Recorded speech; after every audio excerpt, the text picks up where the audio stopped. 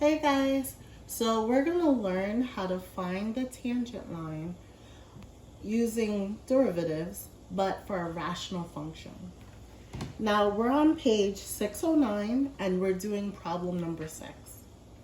Now the reason why I know this function is a rational function is because of this fraction right here. And what do we always do when we see a rational function? We rewrite it. But before we do that, let's see what the problem wants us to do. It says state the value of f1, and what does f of 1 represent? So what they want us to do is just plug 1 into our original function. So that means, now I'm just plugging in 1 whenever I see x. Now if I simplify this, 1 squared is 1 times 5 is 5 minus 4, and this just becomes negative 3. Now when I do this simple math, I know f of 1 equals negative 2. Now it says to state what negative 2 is. Now since I plugged in x into the original function, I know that I'm solving for the y coordinate. So I would write my final answer as negative 2 is the y coordinate of the curve at x equals negative 1. And so this is the first part of this problem.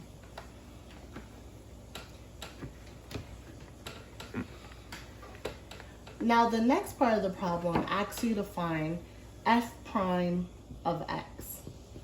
And we all know that in order to find the derivative of a rational function, we have to first rewrite it.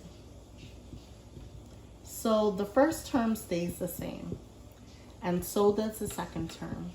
But because I know that this exponent is 1, this makes this 3x to the negative 1. And when I use the power rule to find the derivative, the first term becomes 10x. The second term becomes negative 4.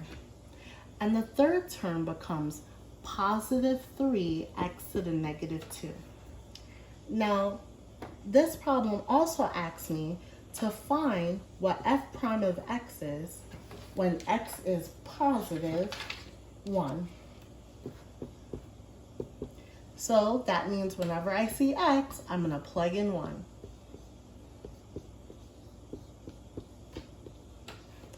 And when I do that, this becomes 10. This stays negative 4. But this becomes positive 3. Now when I do the math, this becomes 9.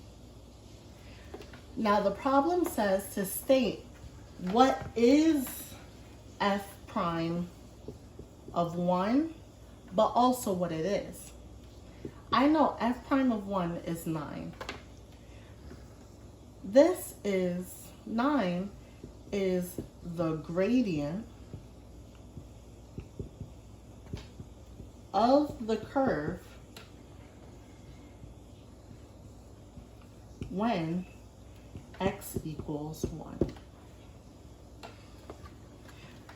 In class, we also learned that it's also the gradient of the tangent line.